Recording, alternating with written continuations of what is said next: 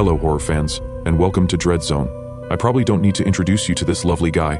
Yes, I finally watched Terrifier 2. Maybe I was less critical this time, or perhaps I didn't expect much after the first one, but I have to say, I genuinely enjoyed it. I absolutely love Sienna as the main character. Her personality was incredibly likable.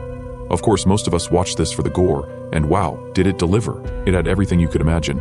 Sure, some scenes looked obviously fake, but they were still brutal and shocking.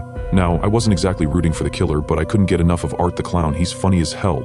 That said, the movie had its flaws, like some of the biggest horror cliches. But I get it. If everyone followed the double tap rule for killers, the slasher horror would be dead.